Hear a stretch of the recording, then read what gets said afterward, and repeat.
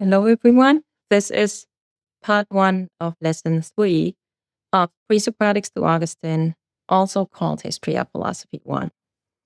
We've already talked about Thales, presumably the very first natural philosopher in the Greek tradition. And then we moved on to Parmenides, who introduces the thought that a theory of the natural world somehow isn't all that we are looking for when we want to explain reality. What we want is, in addition, a theory of, in some sense, reality behind appearances. That is kind of one way of glossing the intuition. But more technically put in his terms and the way we put it last time, that there is a distinction between the perceptible world, which is always in change, and what is intelligible and doesn't change. And the intuition is that theories are just not the kind of thing that changes. So if you only talked about the natural world, you wouldn't talk about literally everything, because in addition to the changing and perceptible natural world, there also is something unchanging, theoretical, and intelligible.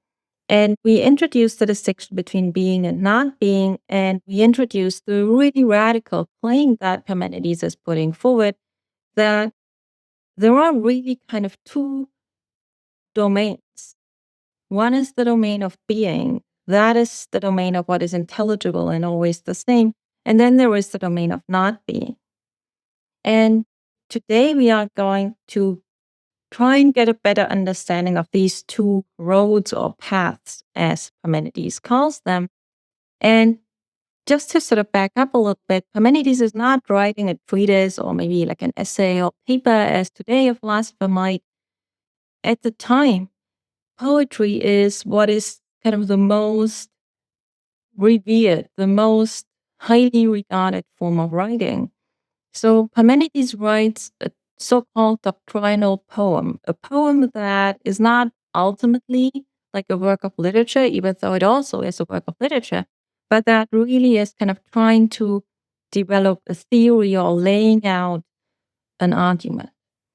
But his poem starts in a way that actually is quite poetic, where he's sort of, giving you some kind of quite fanciful story of how he was pulled by horses to the entry path of the goddess of right called Dike, which she guards. And at this gate, the gate is in the heavens. And when she opens the gate, then either day or night walks through the gate. So she opens it as it were, twice every 24 hours.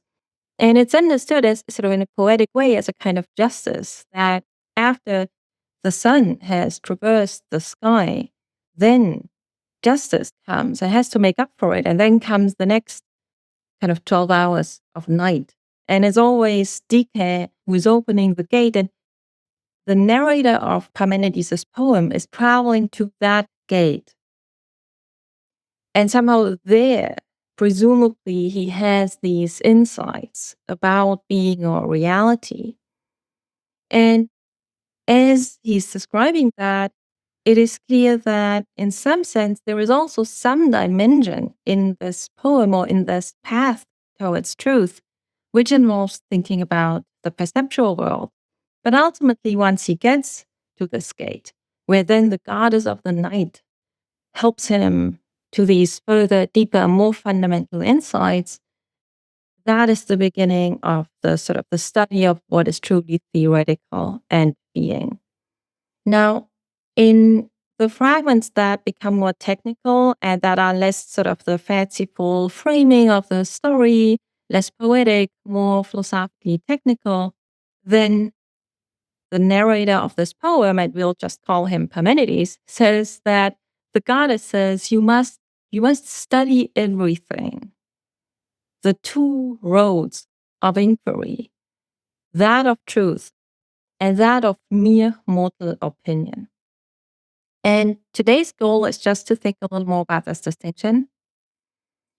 So the road of inquiry that is concerned with truth is the road that is concerned with being. And it's quite, for now, unclear what that even is. We have a somewhat better sense so far of what the other road of inquiry is. That is what the earlier pre-Socratics, earlier natural philosophers were concerned with: nature, the perceptible domain. And Parmenides makes the radical claim that everything that we think and say about the domain of nature is mere opinion.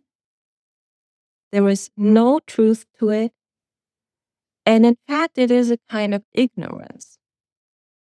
And I just sort of want to say a little bit more about this and then lay out a question for you for our sort of today's vote for you to think about, in order to just reflect on the implications of this idea that really only knowledge of being, knowledge of intelligible theoretical objects, only that is concerned with the truth. And all the beliefs and opinions that we have ordinarily about the world, they actually are ignorance. So what does that mean? And in order to get a grip on what that means, let's compare it to how we might think of belief. Say you believe that you walk out at night and you look to the sky and you say, there's a full moon, and you have the belief that there's a full moon. Now, you might think that that belief could be either true or false. Maybe that's an illusion or hallucination, or maybe you're dreaming or whatever. So your perception is a misperception and it's not true that there's a full moon, or it is true.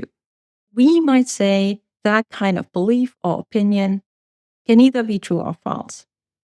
And Parmenides is saying that because such a thing as the moon belongs to the perceptible, changeable world, and because that world actually is not,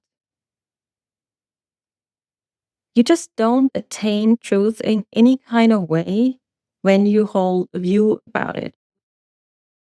So for today's little question, and I want you to think this too with the help of a handout, with the help of really closely reading the texts which are on the study questions and on the handout. Here are two ways to think about this. And so let's say our example is that you look at the sky at night and you say, let's modify it. You say there's a half moon.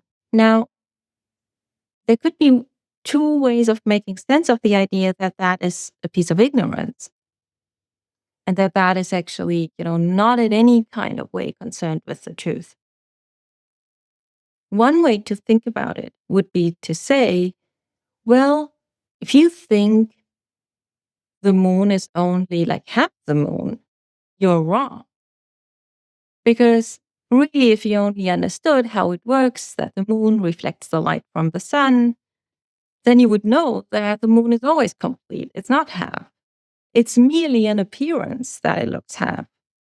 So when you're saying there's like a half moon, you are making a mistake. And really what there is the complete full moon. It's just that the way it is lit by sunlight and it sort of interacts with other celestial bodies. And then from your perspective, what you see is half a moon. But that is just like a matter of appearances. Really, the moon has not been cut in half. The moon is full.